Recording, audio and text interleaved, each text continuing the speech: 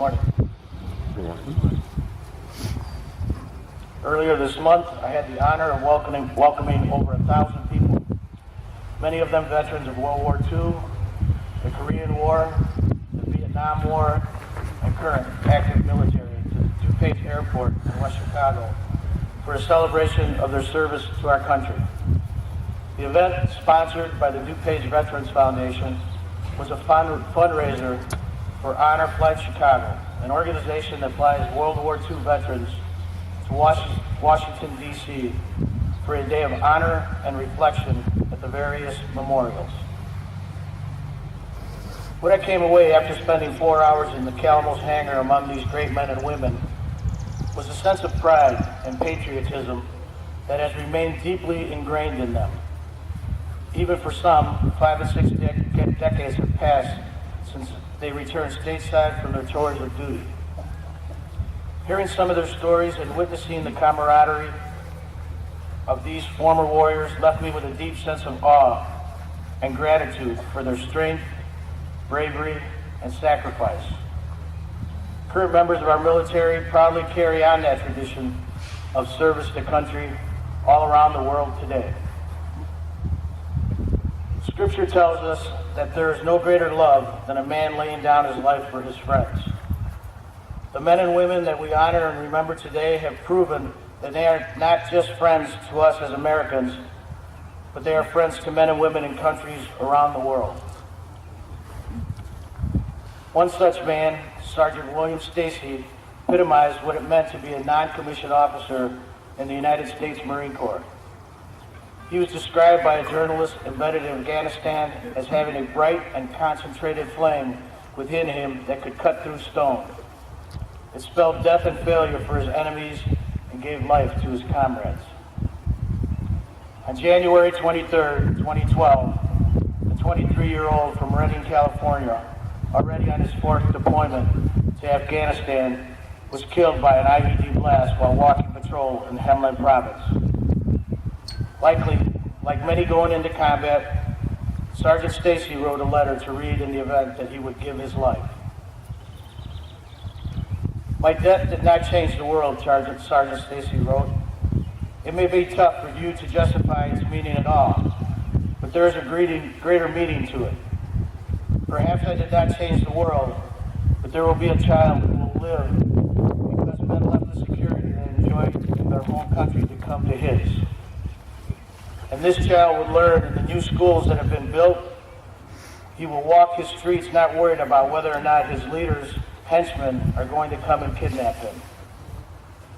He will grow into a fine man who will pursue every opportunity his heart could desire. He will have the gift of freedom, which I have enjoyed for so long.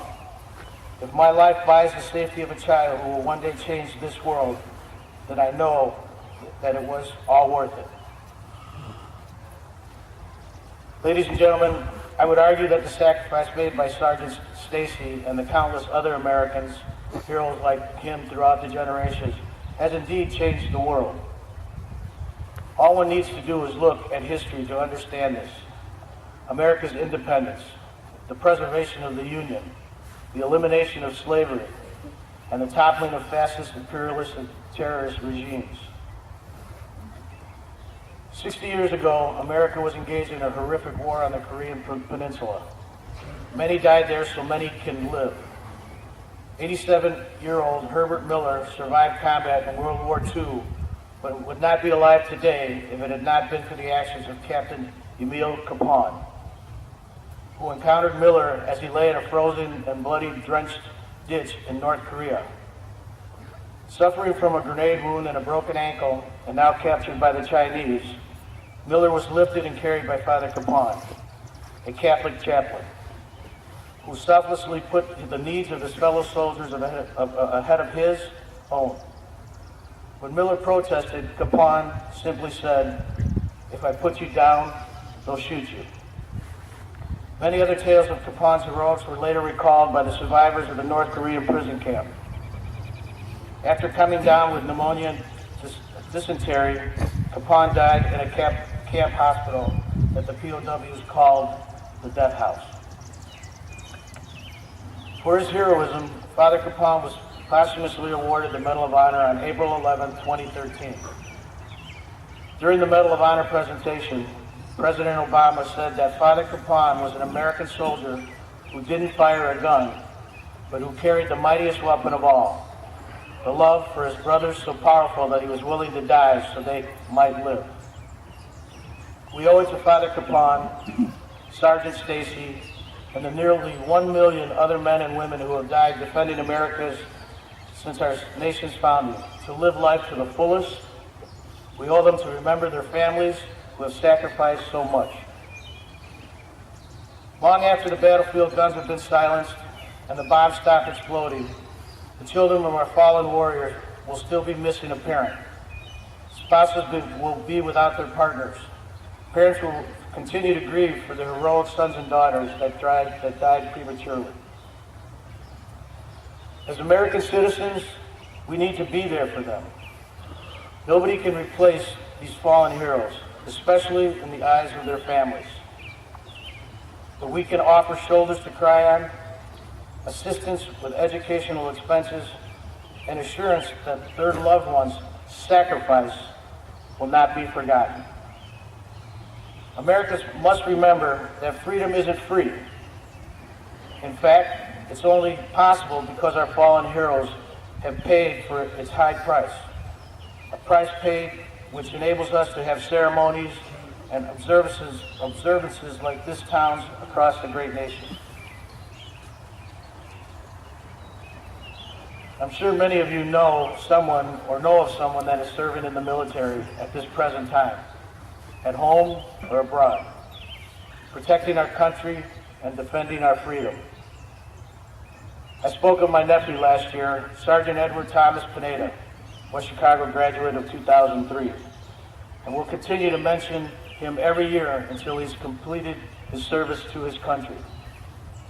He has served 5 tours so far, 1 in Iraq and 4 in Afghanistan, and will be again leaving shortly for his 6th deployment abroad. The proud soldier that he has made the decision to sacrifice to defend this country and to give us the right to live freely. Let's continue to pray that my nephew and this generation make it home safely.